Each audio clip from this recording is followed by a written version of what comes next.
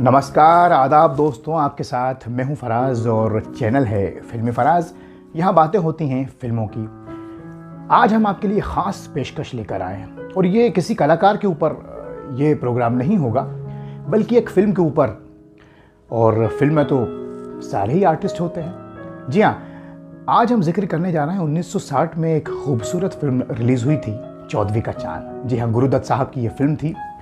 M Sadiq ने इसे direct किया था। गुरुदत्त, वहीदा रहमान, जॉनी वॉकर, एक से बढ़कर एक गीत, रवि साहब का संगीत था।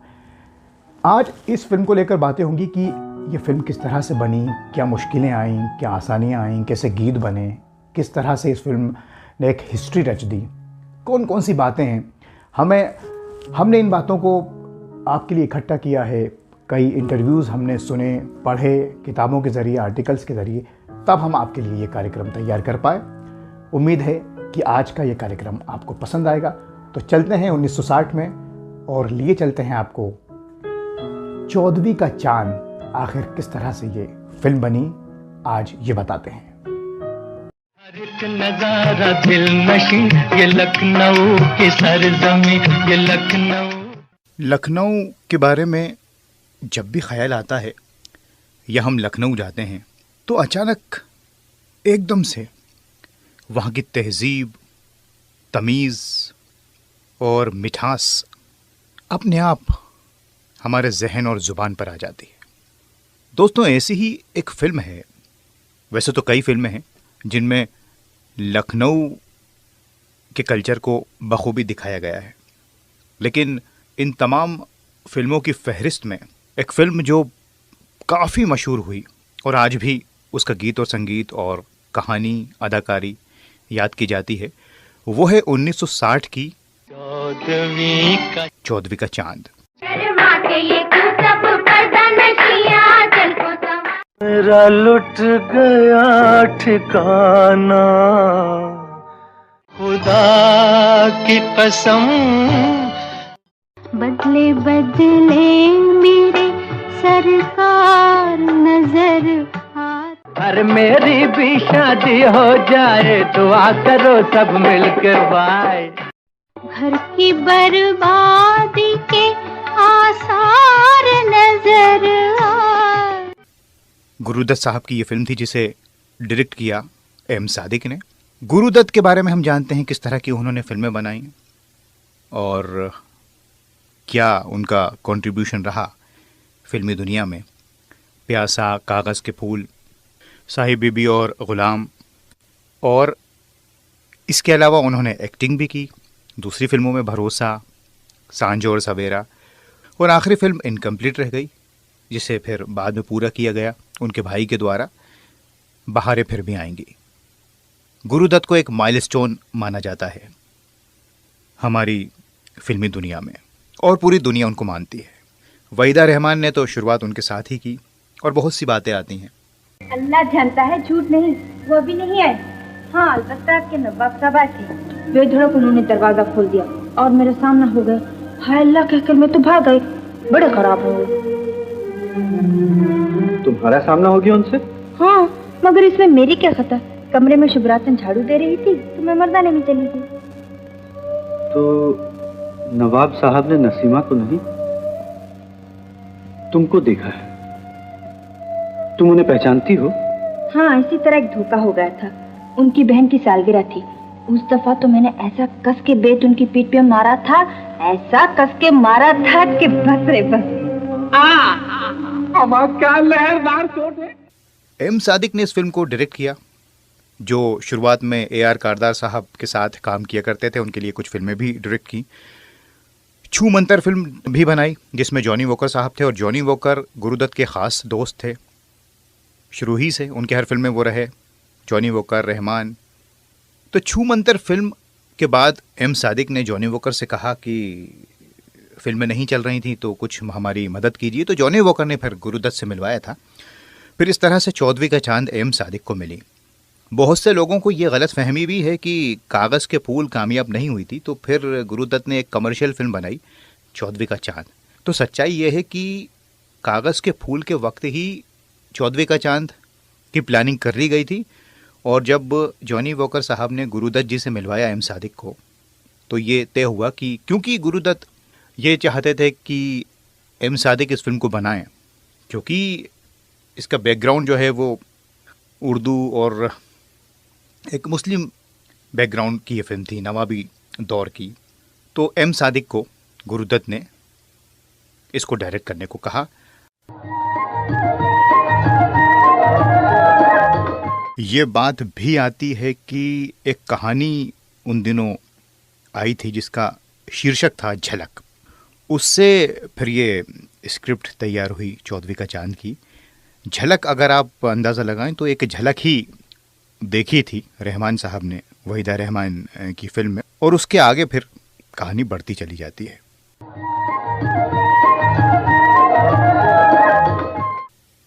हालांकि ये भी सच है कि गुरुदत्त के पास इसकी स्क्रिप्ट 10 साल पहले से थी चौदहवीं का चांद की, लेकिन बन नहीं पा रही थी फिल्म। लेकिन जब सही वक्त होता है फिर फिल्म जब ही बनती है दोस्तों। मुस्लिम बैकग्राउंड पर जो फिल्में बनी वो कई बनी फिल्म इंडस्ट्री में।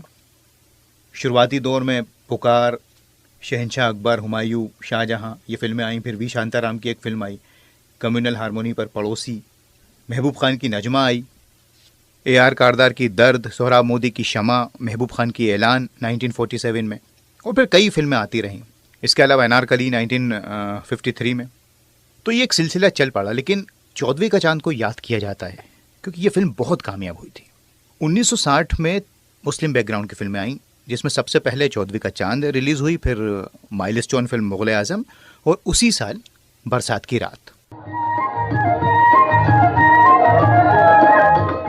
बाबर फिल्म भी आई, बड़ा अच्छा संगीत था।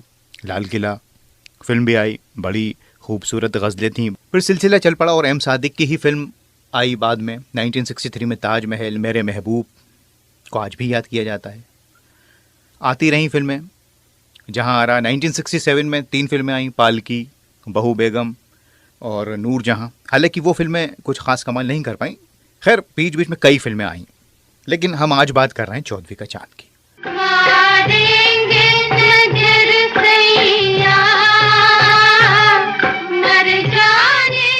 हर एक नजारा दिल नशीं, ये लखनऊ की सरजमी, ये लखनऊ।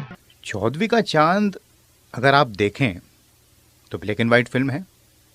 हालांकि बाद में 2 गाने कलर्ड हुए थे इसके, क्योंकि फिल्म बड़ी कामयाब रही तो सोचा कि टाइटल सॉन्ग चौदहवीं का चांद हो और दिल की कहानी रंग लाई है, जो मीनू मुमताज़ जी पर पिक्चराइज्ड है। इसको बाद में कलर में भी रीशूट किया गया। हालांकि वहीदा जी बताती हैं कि बड़ी दिक्कतें आई मेकअप में, और कलर के लिए अलग मेकअप होता है, लाइट्स वगैरह सब होती हैं। तो और फिर एक ही गाने की दोबारा से शूटिंग करना इतना आसान नहीं था उस ज़माने में, जब AC भी नहीं था, लेकिन इसको किया गया।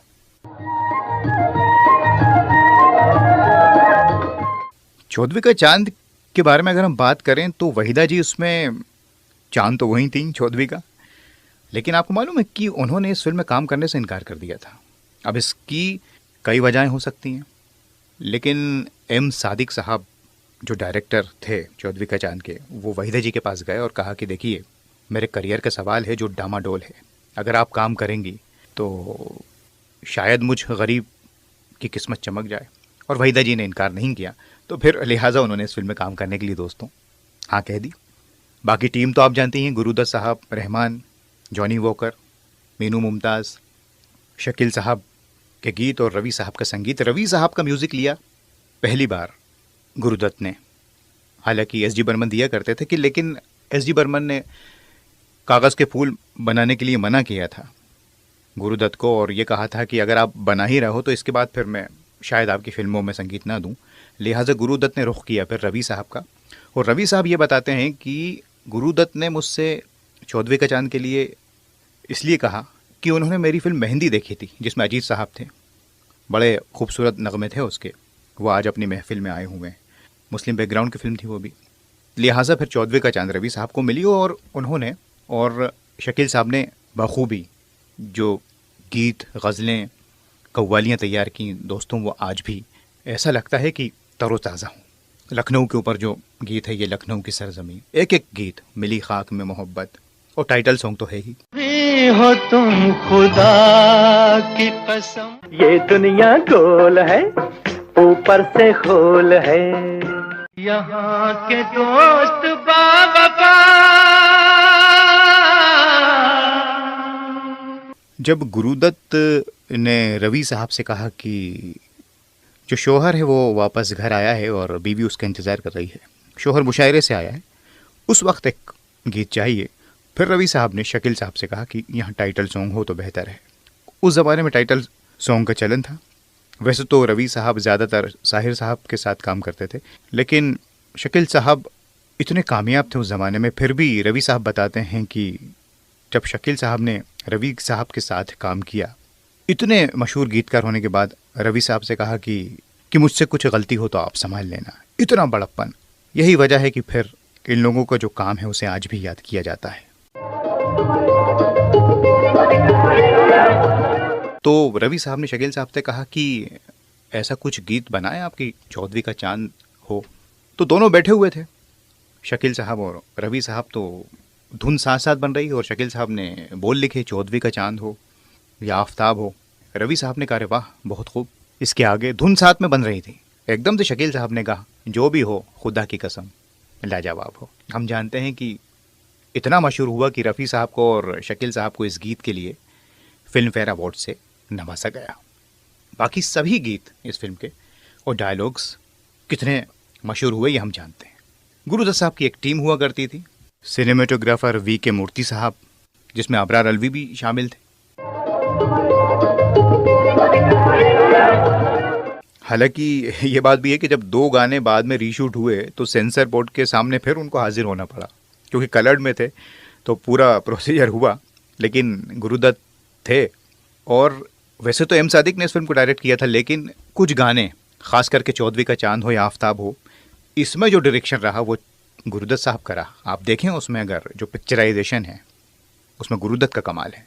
वहीदा जी ने गुरुदत्त के साथ काम किया और वो ये बताती हैं कि उनकी सैलरी फिक्स थी, साहिब बीबी और गुलाम तक जब तक काम किया, और बड़े हेल्प करते थे गुरुदत्त साहब सबकी, चाहे वो क्रू का कोई भी मेंबर हो। ये उनकी तारीफ। ये फिल्म इतनी कामयाब हुई कि 1980 में राजेश खन्ना साहब चौदहवीं का चांद का रीमेक बनाना चाहते थे और इसके लिए उन्होंने बात भी की थी टीना मुनीम से, लेकिन नहीं बन पाई वो फिल्म, कुछ वजहें रहीं। बाकी इसकी स्टोरी तो हम जानते हैं, दोस्तों की कहानी है, 3 असलम, शेदा, प्यारे मियाँ, थोड़ी कॉमेडी है, थोड़ा रोमांस है, ट्रेजेडी है, सस्पेंस है, सेक्रीफाइस है, बहुत कमाल की कहानी। यही वजह है कि इस फिल्म को लोगों ने इतना सराहा और तहजीब और कल्चर को भी लोगों ने बहुत ज़्यादा पसंद किया। और वहीदा जी की खूबसूरती की तो बात ही अलग है। इस फिल्म का क्योंकि मुस्लिम बैकग्राउंड था तो गुरुदत्त ने लखनऊ के कई लोगों से बातचीत की, एम सादिक ने भी मुलाकातें की कि किस तरह से उस कल्चर को हम दिखा सकें, लोगों को जोड़ सकें। तो इसके लिए और कॉस्ट्यूम डिज़ाइनर हों या मेकअप आर्टिस्ट हों, उन सब लोगों ने कॉस्ट्यूम पर बाकायदा काम किया। लखनऊ जाकर लोगों से मिले, जो बॉम्बे में थे उनसे भी मिले, लखनऊ के लोग, तब जाके ये सारी चीज़ें सामने आईं। और रहमान साहब के साथ थोड़ी सी ये दिक्कत थी कि वो थोड़ा सा हकलाते थे डायलॉग बोलने में, और गुरुदत्त के साथ भी ये था कि वो अपनी लाइंस भूल जाते थे डायलॉग की, तो बार बार रीटेक हुआ करते थे। कई बार तो 100 रीटेक हुए, तब जाके फिर इनके जो शॉट और सीन हमारे सामने आए। लेकिन जब आए तो क्या बाकमाल हैं दोस्तों। तो बैठिए। अरे भाई मुझे बुला लेते, फजूल तकलीफ की आधी रात। चलो एक ही बात है, मैं आ गया तो कोई बेइज्जती हो गई या शान घट गई। तुम भी नहीं सोए, क्या कर रहे थे? हिसाब काहे? आपके एहसानों का, जो आज रुपया, मकान और इज्जत की शक्ल में दिखाई पड़ते हैं। क्या मतलब? नहीं बैठने दोगे? चला जाऊं क्या? इस मकान से जिसे तुम्हारी मेहरबानियों ने खड़ा किया, सभी कुछ तो खो चुका था मेरे दोस्त। एक जान रह गई थी, आज वो भी न होती जो तुम न बचाते। और किसी लायक तो हुआ नहीं, कम से कम मुंह से तो कह लेने दिया करो। ये बात भी कही जाती है कि पहले रहमान साहब को इसमें नहीं लिया जा रहा था कि वहीदा जी के आगे शायद वो ज़्यादा मैच्योर्ड लगेंगे, लेकिन फिर बाद में रहमान साहब ने ही प्यारे मियाँ के रोल को अदा किया और क्या खूब किया। बेबी फरीदा ने इसमें छोटा सा रोल किया है जॉनी वॉकर की बहन का। अगर आप देखें, गुरुदत्त साहब ने उनको लॉन्च किया था एज अ चाइल्ड आर्टिस्ट, फिर वो जुड़ गई उनके साथ और बताती हैं गुरुदत्त कितना पसंद करते थे, यहाँ तक कि उनके आखिरी दिनों में भी जब उन्होंने याद किया तो बेबी फरीदा को याद किया। इतनी लोग तारीफ करते हैं गुरुदत्त की और उनकी फिल्मों की लोग। और जब ये फिल्म ओरिजिनली बनी तो फिल्म की जो लेंथ थी वो 17,000 फीट थी और बाद में गुरुदत्त ने इसे एडिट किया और ये खाली 14 रील की फिल्म रह गई। और गुरुदत्त ने सादिक जी से कहा कि बाबूजी हमने गुस्ताखी की है आपकी फिल्म के साथ कुछ, तो एम सादिक ने भी कहा कि ठीक है बेटा कोई बात नहीं। ये मजाक दोस्तों में चला करता था। बड़े उस्ताद हो यार, कैसे मिला ये दुपट्टे का टुकड़ा? आए हाय मियां, ये मत क्यों? और दिल पे चोट लगी क्या? अम्मा पीठ पे भी चोट दे गई है। क्या कह रहे हो? अरे अरे अरे अरे अम्मा क्या लहरदार चोट है। सालिम ने क्या बल खा के मारा होगा, बिल्कुल नागन की तरह। अम्मा क्या कर रहे हो? अम्मा बिल्कुल ही थर्ड क्लास आशी को यार, जरा सी चोट पे हाय मातम शुरू कर दी। मुझे देखो, सिर्फ तोप का गोला ही आजमाया नहीं गया, वरना तमीजन ने दुनिया की कोई चीज उठा नहीं रखी और सब तय गए। हयादार होते तो डूब मरते। वाकई। छोड़ो इस बात को, अब तो लड़की का पता चल ही गया है। चट मंगनी पट ब्याह, चलो अभी तय किया। अरे मगर ऐसा भी क्या है, जरा सोच समझ लो, अगर उन लोगों ने रिश्ते से इनकार कर दिया तो? अम्मा क्या बात करते हो शहदा, असलम की बात तुम्हारी जूतियों के तुफैल सारे लखनऊ में कोई नहीं टाल सकता। क्यों भाई क्या कहते हो, चले कल सुबह? अम्मा हाँ यार, यहाँ तो एक एक मिनट मुश्किल से गुजर रहा है। लो भाई एक और गए, अब रहे तुम तो अल्लाह मालिक है। अच्छा भाई चलते हैं। अम्मा क्या गलत कर रहे हो? अरे हाँ, वो जख्म की ठंडक के लिए नुस्खा याद आ गया। ये जो दुपट्टे का टुकड़ा है ना, इसको जलाकर मक्खन में मिलाकर मरहम बनाकर जख्म पर लगाकर बवक्त तकलीफ आजमाइए। आइए।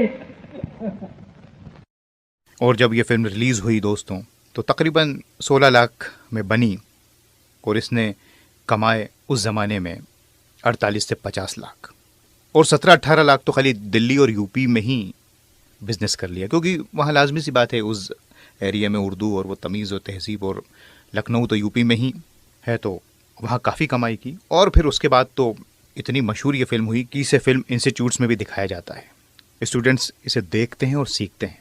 दोस्तों चौधरी का चांद को लेकर ये हमने बातें की, उसके गीत और संगीत को, कव्वालियों को, म्यूजिक रवि साहब का। यहाँ के दोस्त बावफा दिल की कहानी रंग लाई है, अल्लाह दुहाई है दुहाई है, मोहब्बतों से आशना दम भर में ये तोला है, दम भर में ये पाशा है, दम भर में। रवि साहब को न मालूम क्यों बहुत ज़्यादा क्रेडिट नहीं मिला, इतना बेहतरीन उनका संगीत रहा। शायद दूसरे संगीतकारों के आगे उनका नाम दब जाता है, मेरी समझ में नहीं आता ऐसा क्यों है। एक से बढ़कर एक गीत हैं उनके, एक से बढ़कर एक फिल्में हैं, ख़ास करके BR कैम्प के साथ। बाद में निकाह में भी उन्होंने जो मुस्लिम बैकग्राउंड की फिल्म थी बाकमाल म्यूज़िक दिया, तो उनको समझ थी तवाइफ फिल्म में। लेकिन चौधरी का चांद जो 1960 में रिलीज़ हुई थी, गुरुदत्त साहब की फिल्म, एम सादिक ने जिसे डायरेक्ट किया और जिसमें सब लोग रहे गुरुदत्त के साथ ही, जॉनी वॉकर, रहमान, वहीदा रहमान, टुनटुन, मुमताज़ बेगम जो रहमान साहब यानी प्यारे मियाँ की वालदा बनी, ताबिश सुल्तानपुरी, डायलॉग, तो ये सब की, मीनू मुमताज़, इन सब की वजह से ये फिल्म कामयाब रही, जिसे एक कल्ट फिल्म माना जाता है। ब्लैक एंड वाइट में होने के बावजूद भी इसकी स्टोरी, डायरेक्शन, अदाकारी, वो तमीज़ और तहजीब, इस सारी चीज़ों ने इस फिल्म को नायाब बना दिया। तो ये कुछ बातें थीं दोस्तों, यकीनन मुकम्मल बातें नहीं थीं, और भी कुछ बातें होंगी, लेकिन ये चंद बातें थीं चौधरी का चांद को लेकर। इन बातों के ज़रिए हमने इस फिल्म को फिर से याद किया, उन महान कलाकारों को याद किया, गीत और संगीत को याद किया। हर कार्यक्रम का एक वक्त होता है, इस कार्यक्रम को भी अब यहीं ख़त्म करते हैं। ये कार्यक्रम ख़त्म हो रहा है, लेकिन चौधरी का चांद जैसी शाहकार फिल्में हमेशा हमेशा हमारे साथ रहेंगी। आज बस इतना ही, नमस्कार, खुदा हाफिज। ये लखनऊ की सरजमी, ये लखनऊ की सरजमी। दोस्तों, ये थी हमारी खास पेशकश। 14वीं का चांद फिल्म आखिर कैसे बनी, क्या वो दौर था जब ये फिल्म रिलीज़ हुई, क्या क्या दुश्वारियां सामने आईं डायरेक्टर के, गुरुदत्त के। हमें उम्मीद है ये खास पेशकश आपको ज़रूर पसंद आई होगी। अगले कार्यक्रम में फिर हाजिर होंगे। अगर आपकी भी कोई फरमाइश हो तो हमें ज़रूर बताइएगा। आज के लिए बस इतना ही। नमस्कार, खुदा हाफिज़।